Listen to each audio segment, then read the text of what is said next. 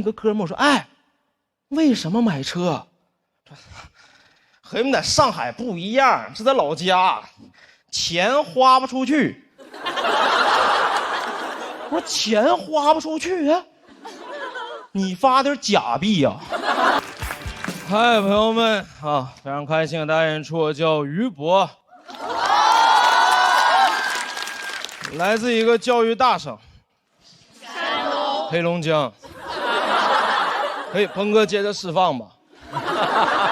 老七讲什么辽宁抚顺东北小城市，我说他妈这不纯南方吗？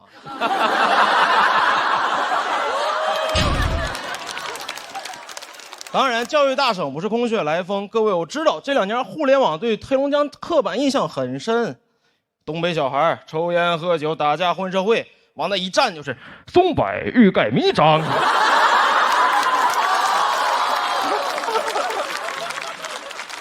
黑龙江是全国最重视基础教育的地方，拥有全国最高的高中就读率。各位可能不知道，比北上广深高多了。我们家小城市60万人，7所高中，没有中专和技校，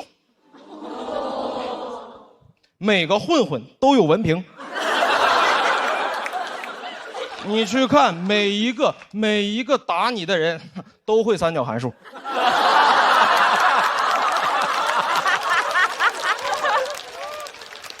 你说学那有啥用？我说看的香港电影《古惑仔》，我说这里边但凡有一个黑龙江人，一眼就发现了。那大哥说，给这个人给我扔海里淹死之后沉了。大哥不行，因为浮力公式 F 等于ρ略 G 为排，淹死就飘了。重视教育，读书改变命运这个观念刻在我们骨子里。从来不掩饰读书的目的，很直接很夸张。我们当时高中班级直接到班级名字就叫清北班，清北班太直接了。这和那种衡水中学不一样，人家不叫但能考上。我考不考上别说，我们就叫先叫，先叫的人先享受清北。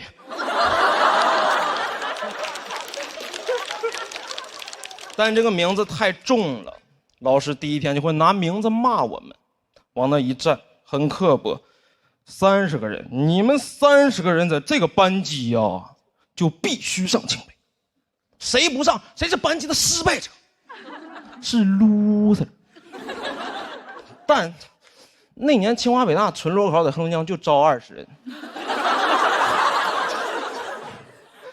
最好情况，我班得含泪开那么10几个被迫上其他985的 loser。这种班级太吓人，为了清华北大布置各种各样标语，奔清北梦清北，整个班级布置的和那个清华北大主题乐园似的。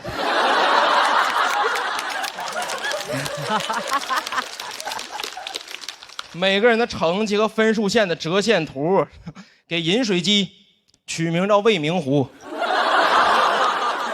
在这儿学习，批卷不敢使劲儿，得清华。天天在乐园里边学习学懵了，说一会儿6点半有没有校长坐着花车游行啊？没有，这个名字很重，老师会拿这个名字骂我们，很多事儿干不了了。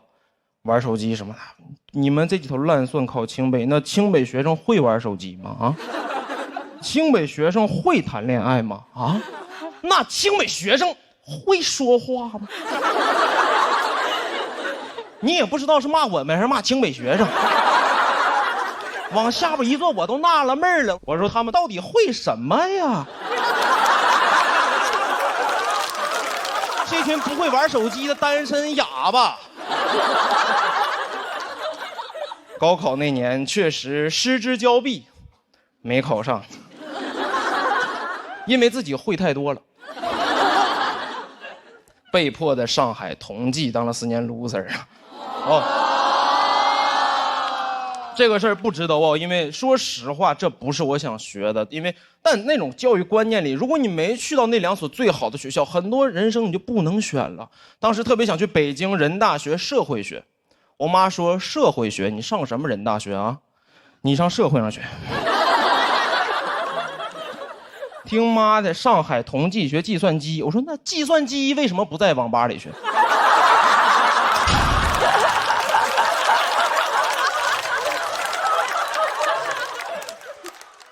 因为那种观念，小时候一直贯彻的叫必须好好学习，去大城市挣大钱。如果不好好学习，留在老家你就饿死。小时候深信不疑，直到自己真的来了上海，发现这事儿不对。因为我也可以好好学习，在大城市然后饿死。人只要想饿，在哪儿都能饿死。上海的消费更容易饿死。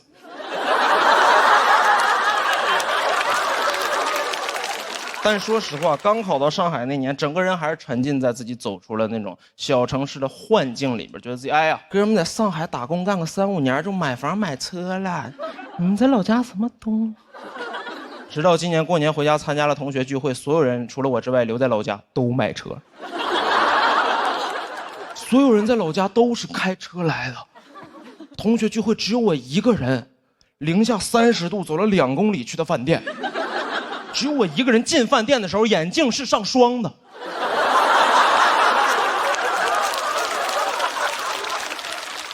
他们有车的人眼镜的霜拿雨刮器就刮掉了。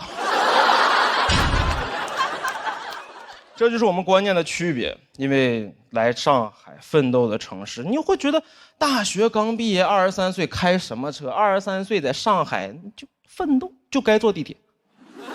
23岁不坐地铁，什么时候坐地铁？对吗？车对我来说应该是那个我在上海打拼了很多年，奋斗原始积累啊，最后中产了，追求车啊房啊，那是我奋斗的奖励。车应该拿地铁里程换。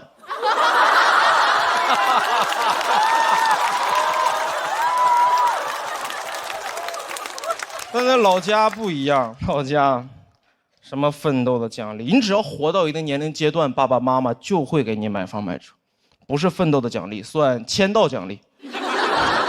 在线时长够可以了。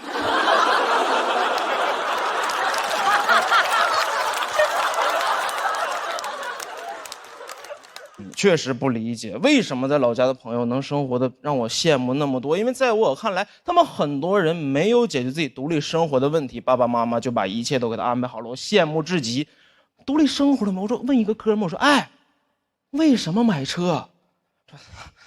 和你们在上海不一样，是在老家，钱花不出去。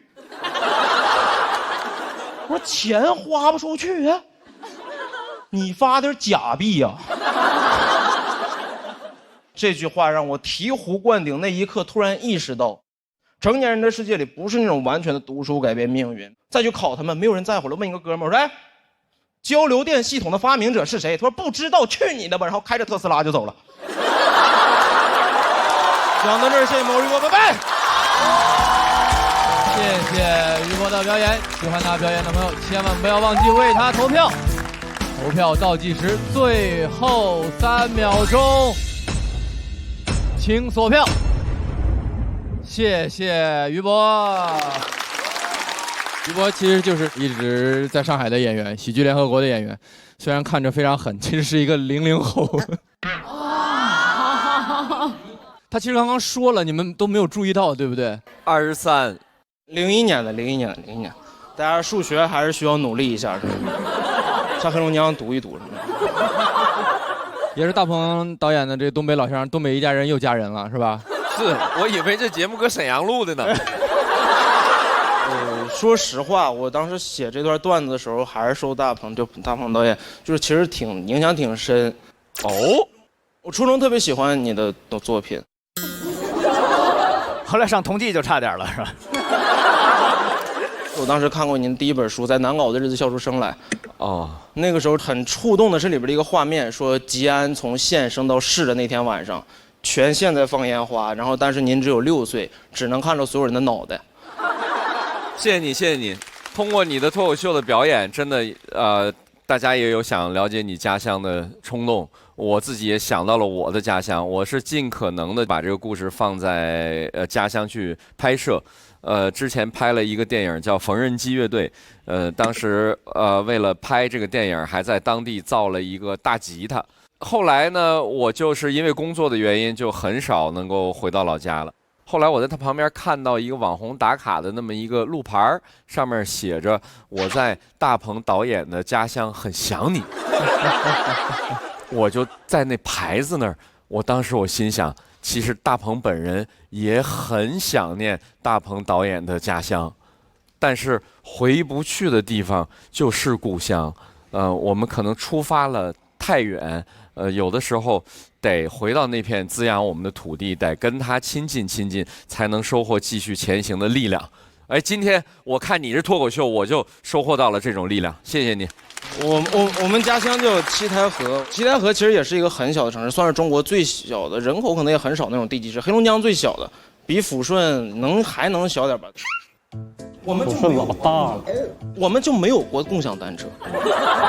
确实，从家乡出发，然后去所谓的这个大城市追逐梦想也好，去继续求学也好，是好多人的人生故事。这边坐的这几位其实也是好多你们的人生故事，是不是？田真杰，我刚才看到于博下来的时候，我盯着资料页反复看了很多遍。这是你吗？这是曾经的你吗？我当时比较年轻可能，因为小的时候一直靠读书，想读书怎么的。来到上海之后，叛逆期来的比较晚一点，就要18、19的时候突然开始叛逆。那你是怎么开始讲脱口秀的呢？以前我们同济有一个社团了。脱口秀社团，对，算是中国最早的脱口秀社团之一呢，就很早。然后我是19年入学那年就被我们社团啪就拉过来了，我说我想去相声社团，他说你不去，不去对了。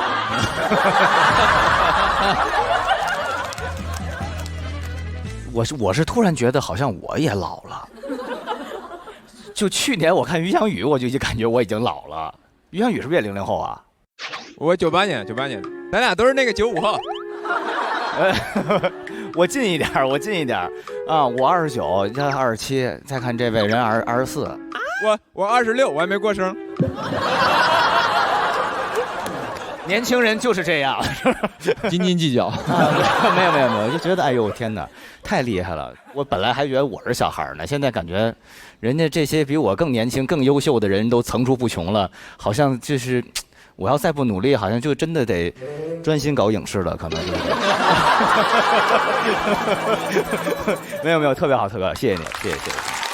特别好，我们都很羡慕你，现在在这么年轻的年纪，已经有这么熟练的技巧，能把你当下最在乎的，也最困扰你的那件事儿，这么清楚的跟大家都说明白。气氛组给了你满票。Hello， 大家好，我是林简七，我是一个东北人。我出生在东北的一个小县城抚顺。我觉得出生在小城市你就很难介绍自己。别人问我家在哪儿，我说辽宁。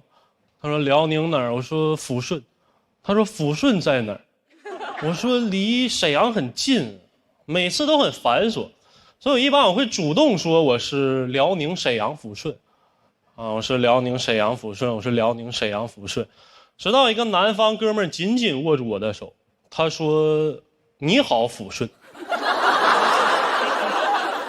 你好，抚顺，我广西南宁理坤。你好。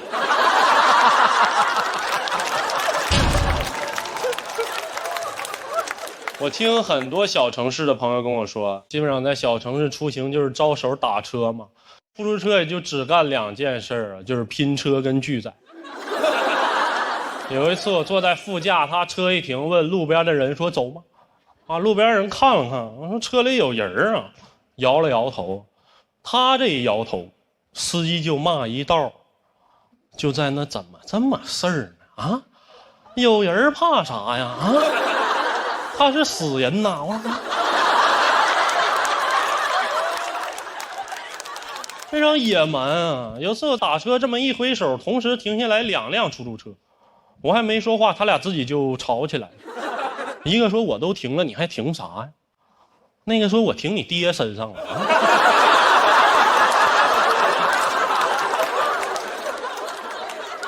怎么你停了我就不能停呢？我就在那站着，别的空车经过我也不敢招手，我就只能在那等待，在他俩当中等待一个更强壮。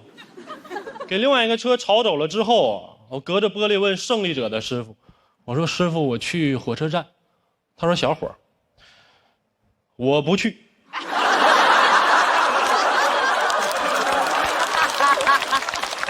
也没有共享单车，其实投放了一批共享单车，一夜就没了，全让老头老太太拿走卖铁，太快了，就一夜。哈喽单车拜拜了。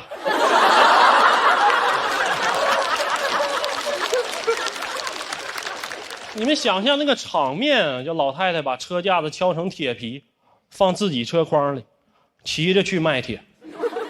我们总说做事情要打破框架，他们打破的很彻底，他框是框，架是架。老头骑这个3轮车出来了，给这个后备箱装共享单车装这么老高，就你光看他那辆3轮车，你是分不出来他是要偷窃还是要投放的，你知道吗？我那天晚上迷迷糊糊一出门，哎呦，穿越了，那大道上拿铁棍搁那撬，拿小锤搁那撬，太震撼了，全民运动。我说怎么了？又变刚了啊？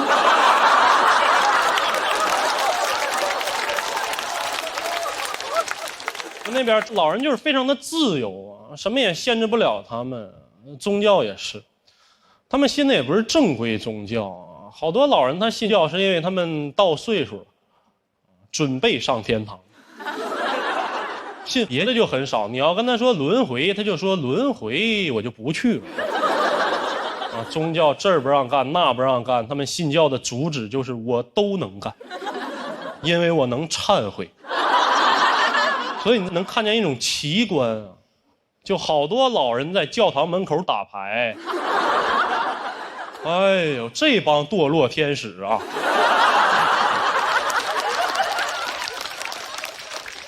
打1个礼拜进去做1个礼拜啊！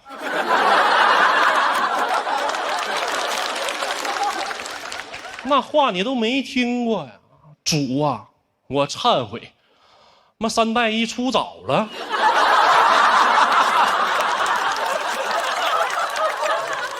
也没有什么文化氛围啊！我不知道你们见没见过那种假书壳子，就一般是这个饭店、酒店大老板办公室做装饰用的，就摆在架子上，里面是空的那种东西。我第一次见假书壳子，是在我们那儿的图书馆。我说这个地方到底是先有的假书，还是先没的文化？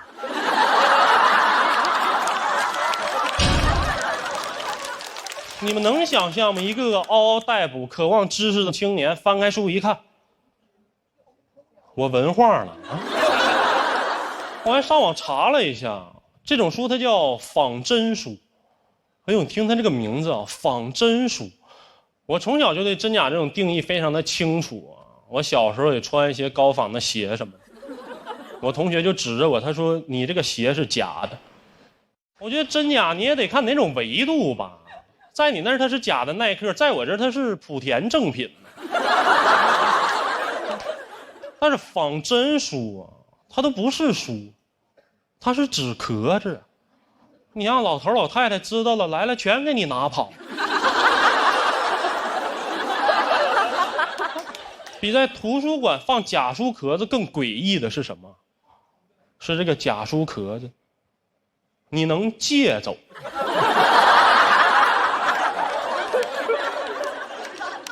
当他跟我说这书啊，你最多看30天的时候，我都有点入定了。我说这里面他该不会有字儿吧？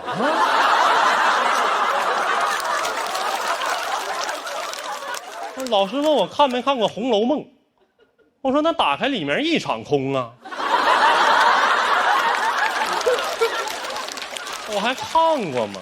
我都看透了。讲到这儿吧，谢谢大家。谢谢。谢林建七。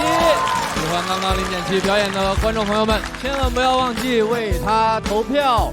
3、2、1，请锁票。再次谢谢林建七。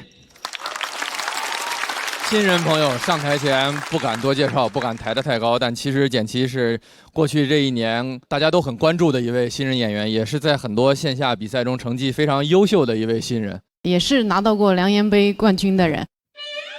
喜番的心梗赛从创立以来一直都是梁岩拿的冠军，所以他也称为梁岩杯。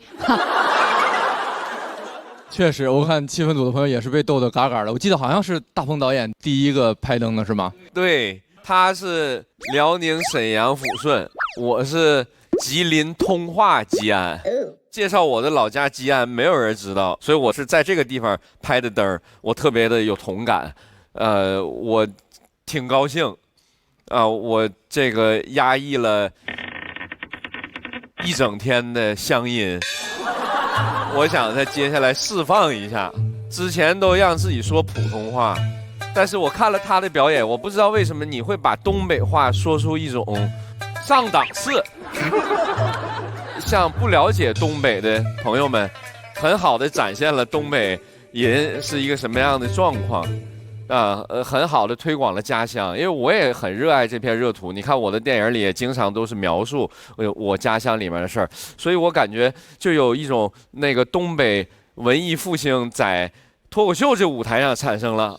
东北话都复兴了，又复兴了啊！我很喜欢你的表演，期待你接下来的段子，加油加油！我们都爱我们的家乡和家乡音，我觉得林简七长得有点像张若昀，你觉得吗？觉得。咱节目好几个明星脸呢。烧饼那也算。他身上透露一种古怪的气质，就是很古怪。是什么呢？就是此刻啊。就是你古怪，但是又很好玩。帅气抽象，这个词蛮好的，又帅又抽象，帅抽。我觉得他跟大林有一点像，就是他们其实很年轻，但是有一些老成的气质，但你俩老成的方向又特别不一样。我有那么老成吗？我也想推广我们天津话，其实也还行。特别好，尤其我特别喜欢的那种欲言又止的那种，哎，那个味儿最对了。我最喜欢那包，我当时没来得及拍就过去了。我们那儿就没有共享单车，但其实我们那儿也有过。就是这包太值钱了，这太有意思。所以您现在也不会骑共享单车对吗？那会，我去过大城市。没有，开玩笑，特别好。我觉得您的这个状态什么的，这个独树一帜，而且特别精看。也精琢磨，我觉得应该是今年冠军有力的争夺者。别，那期待你后面的表演，这一次也是拿到了气氛组